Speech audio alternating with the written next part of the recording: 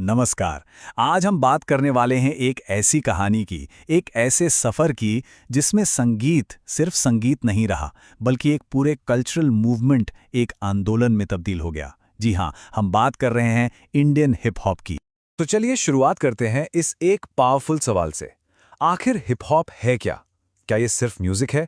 नहीं, ये मुश्किल हालात के खिलाफ एक कल्चरल जवाब है। अपनी सच्चाई, अपनी कहानी दुनिया को बताने का एक जरिया। और यही आइडिया, यही सोच इस पूरी कहानी की आप कह सकते हैं बुनियाद है।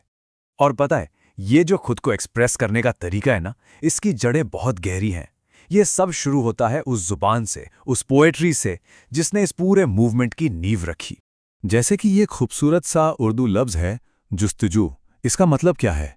इसका मतलब है एक तलाश, एक गहरी चाहत, एक खोज। ये वही शब्द है जो उन आर्टिस्ट्स के सपनों और उनकी एम्बिशन को आवाज़ देता है, जो उनके दिलों में एक आग की तरह जलती है।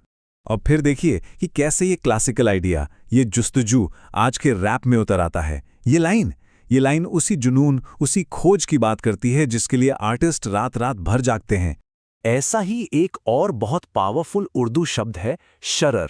शरर यानी एक चिंगारी, बस एक छोटी सी चिंगारी जो एक बड़ी आग या एक बड़े आइडिया की शुरुआत होती है।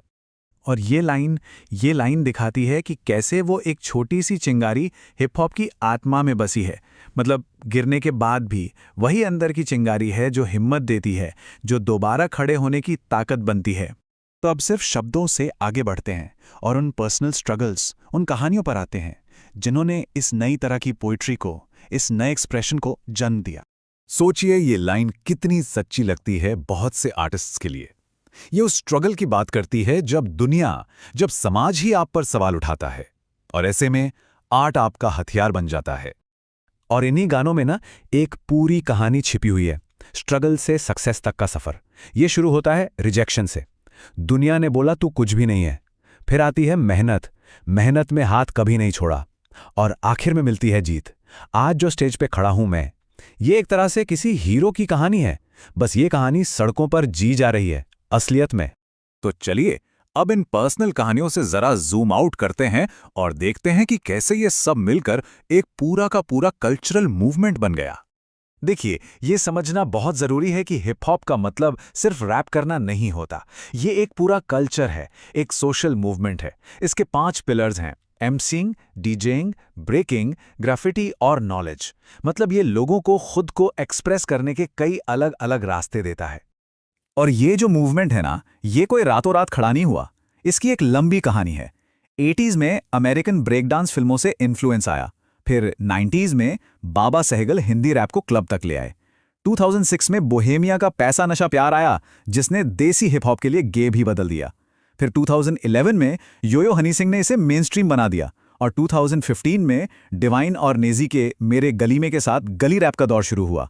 और फिर 2019 में गली बॉय ने इस पूरे अंडरग्राउंड सीन को दुनिया के सामने रख दिया। तो ये दशकों का सफर है जिसमें आवाज धीरे धीरे और बुलंद होती गई। और ये सिर्फ कोई म्यूजिक ट्रेंड नहीं है, अब तो एकेडमिक्स भी इसे मान रहे हैं। जैसे 2021 की ये स्टडी बताती है कि हिप हॉप इंडिया में एक इंडिपेंडेंट यूथ कल्चर बन चुका है। एक ऐसा कल्चर जो यहाँ के नौजवानों की पहचान, उनकी आइडेंटिटी पर गहरा असर डाल रहा है। तो अब बात करते हैं उस एक मोमेंट की, उस एक लम्हे की, जब अंडरग्राउंड सीन सीधा मेन स्ट्रीम में आ गया, सड़कों से स्क्रीन तक। और वो मोमेंट था 2019 की फिल्म गली बॉय। ये सिर्फ एक फिल्म नहीं थी, ये एक कल्चरल माइलस्टोन था, एक लैंडमार्क। इसने मुंबई के गली रैप सीन को, उन आवाज़ों को जो अब तक सिर्फ गलियों में गूंज रही थीं, एक ऐसा स्टेज दिया जिसे पूरा देश, पूरी दुनिया देख रही थी। और इस फिल्म ने दिखाया कि बॉलीवुड में कुछ बदल रहा है। कहाँ पारंपरिक बॉलीवुड की बड़ी बड़ी सपनों जैसी दुनिया, और कहाँ गली बॉय की असलियत। इसने उन भव्य सेट्स की जगह मुंबई की सड़कों की कच्ची असली एनर्जी को दिखाया, वो कहानियां जो सच में कहीं हो रही थी। और रैपर डिवाइन का ये कोट इस पूरे मूवमेंट की सेल्फ कॉन्फिडेंस और पावर को एक लाइन में कह देता है।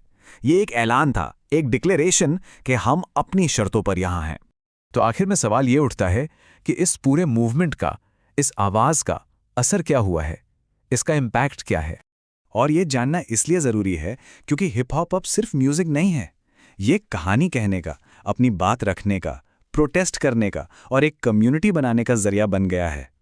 ये उन लोगों को आवाज दे रहा है जिन्हें अक्सर सुना नहीं जाता।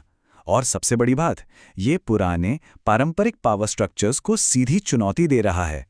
तो आखिर में एक सवाल बचता है, जब स्ट्रगल को, संघर्ष को एक रिदम, एक लय मिल जाती है, तो एक पूरी जनरेशन, एक पूरी पीढ़ी आगे क्या कहेगी?